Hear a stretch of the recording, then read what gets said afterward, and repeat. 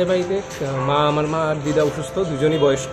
তো আমরা কাজের লোক একজন আগে কাজ করতো, দুজন কাজের লোকই কাজ করতো, একজন সাইডেনি সাইডা দিছে। তো মার অসুস্থতার জন্য আমার ট্রিটমেন্টের জন্য বাইরে যাইতে লাগে কিছুদিন পরে পরেই। কাজের লোকের অবশ্যই দরকার আছিল, দিদা বাড়িতে একলা থাকতো। তো একজন মহিলা 1 বছর ধরে সবজি বিক্রি করতে আইতো, 2টা বাচ্চা নিয়ে আইতো, ছোটো ছোটো বাচ্চা, একজন বোধ হয় 4-5 বছর আর একজন এরকম 2-3 বছরের।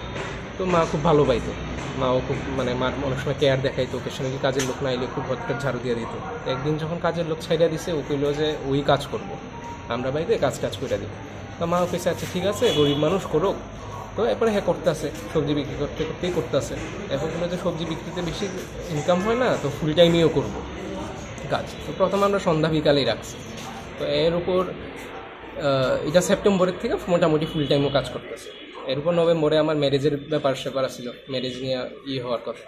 তো ওকেশনালি আমরা নোটিস করতাম যে পার্সের মধ্যে টাকার হিসাবে একটু হেরফের হইতো, ঠিক আছে। তো একদম ছোটো মোটো হেরফের হইতো, তো আমরা বুঝতাম না। সাপোজ এটিএম থেকে 10,000 টাকা তুললাম, হঠাৎ গিয়ে দেখি যে 3,000 টাকা এনে নাই। তো বিয়ের ব্যাপার অনেক সময় বুঝিও না যে কোনখানে খরচা করে এলাইছি, টের পাওয়া যায় না। তো এরপরে ফার্স্ট হিউজ আমরা যেটা চুরি হয়েছে আমরা নোটিস করছি, আমার আশীর্বাদে যে হারটা দিল, এটা আশীর্বাদের পরে আমি অ্যাকচুয়ালি হার এত পড়তে পছন্দ করি না, তো মারে দিয়ে দিয়েছিলাম। তো এরপরে বিয়ের দিন আমি পড়ে যাবো, তো হার আর খুঁজা পাইতেছে না বিয়ের দিন। তো হার খুঁজা পায় না। এরপর ওই দিক দিয়ে আমার দিদির জামাইবাবু, ওনারও হারটা মিসিং। আমার দিদির বাচ্চা ছেলে আছে, 2 বছর হয়েছে না, ওরও হার মিসিং। তো আমরা বাড়িতে অ্যাকচুয়ালি কাজ দৌড়াদৌড়ি সব কিছু আসিল। তো আমরা ভাবছি কেউ না বাইরের মানুষকে চুরি করে লাইলেও, বাইরের মানুষ এমন সন্দেহ। যমুনা তো কাজ করে, মা তো বাজেভাবে অন্ধের মতো হেরে কাজ করে। যমুনাই নিজে ব্লেম করতে আসে যে কে করছে, এটা ঠিক করছে না, এই সে। এরপরে এরকম টাকা নোটিস করতাম, ওকেশনালি এরকম মিসিং থাকতো। তো বিয়েলিয়া ঘর দুয়ার খুব নাড়া পড়ছে, অনেক জিনিসপত্র আমরা স্টোর রুমে রেখা দিয়েছি। তো পরে গুছাই টুছাই স্টোর রুম থেকে জিনিস আনবো। ওকেশনালি 1-2টা জিনিস মিসিং থাকলে ভাবতাম স্টোর রুমে আছে, কোনো সময় নাড়া দিলে পাইলাম। তো এত আমরা ভাবছি। তো এরপরে ফার্স্ট আমার ওয়াইফ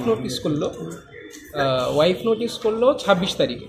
26 তারিখে আমাদের আলমারির মধ্যে অ্যাকচুয়ালি ব্যাংক থেকে টাকা নেওয়া ছিল। তো ওইটা ব্যাংক থেকে যেরকম সিল করা, একদম প্যাকেজ সিল, কাউন্টেড নোটসটা ছিল, 3টা বান্ডেল আছে 100 টাকা। তো 10,000 টাকা করে 3টা বান্ডেল আছে। তো হঠাৎ রাত্রে ও দেখে যে সবটি বান্ডেল থেকে কিছু চাঙ্ক অফ মানি মিসিং। আমি এরপর কাউন্ট করে দেখলাম, একটার মধ্যে অ্যারাউন্ড 40 নোটস আছে, আরেকটার মধ্যে অ্যারাউন্ড 38, আরেকটার মধ্যে 43। তো তখন ওয়াইফে আমি জিজ্ঞেস করলাম, আমি এখান থেকে টাকা নিয়ে ইউজ করছি না? আমি বুঝি না, আমি তো আমার হাতে দিছি।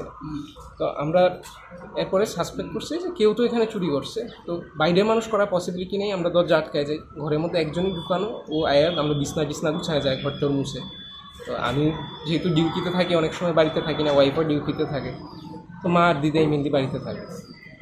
তো এরপর হঠাৎ আমরা বুঝলাম যে কেউ তো চুরি করতেছে, বাট আনলেস অ্যান্ড আনটিল আমরা ফর শিওর যে আমরা দেখতে পারি যে ও চুরি করছে, আমরা ডাউট করতে পারতেছি না। কারণ মা তখনও ওর উপর বিশ্বাস, তখনও যখন মারে কইছে না হ্যাঁ করছে না, এরকম করতো না, যখন 2টা বাচ্চা আছে, গরিব মানুষের জীবনও করতো।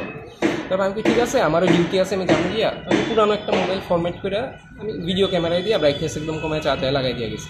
আমি যদি এরকম করে তো অবভিয়াসলি ধরা পড়বো। আমরা আজকেও বিছনা গুছাইতে আইবো, এর উপর আমরা দুজনেই নাই বাড়িতে ডিউটিতে। তো মারে আমি কইছিলাম যে যদি করে তুমি যাইও না, কারণ কি আমার মাও খুব অসুস্থ মানুষ, ট্রিটমেন্ট করতেছে, তুমি যাইও না, হঠাৎ আঘাত কইরা বইতে পারে, ব্যথা পাইবে, আমি যদি করলে করতে দিও, কইরা যাক গিয়া। তো ভিডিও তো আইসে, বাট মাও বোধহয় সামহাও জানলা দিয়ে দেখা লাইছে যে হ্যাঁ আলমারি খুলছে। তো মা গিয়ার পরে ওরা অ্যাপ্রোচ করার পরে ও এক্সকিউজ দিতে আছে, শাড়ি লাগিয়া খুলে গেছে এই সেই। তো এরপরে মা আরেক মাসিরে ডাকলো, বাট ও এত স্মার্ট যে মার সামনেই, মার প্রেজেন্সে ঠাস করেও বিছনায় যে টাকাগুলো নোটগুলো বাইক করে রাখছিল, ঠাস করে ও প্রবেবলি ওর ব্লাউজে ঢুকাই লেলো। এত স্মুথলি ঢুকাইছে যে এটা অবিশ্বাস্য। আর ও আলমারিও খুললা জিনিস এভাবে নিতে আসছে যে হ্যাঁ জানে যে কোন সেকশানে কী আছে, ঠিক আছে। এই সেকশানে ইভেন আমার ওয়াইফের অনেক গোলজ আছে, তো আমরা সন্দেহ করে আগের দিনই কিছু গোল ছড়াই লিছি, ঠিক আছে।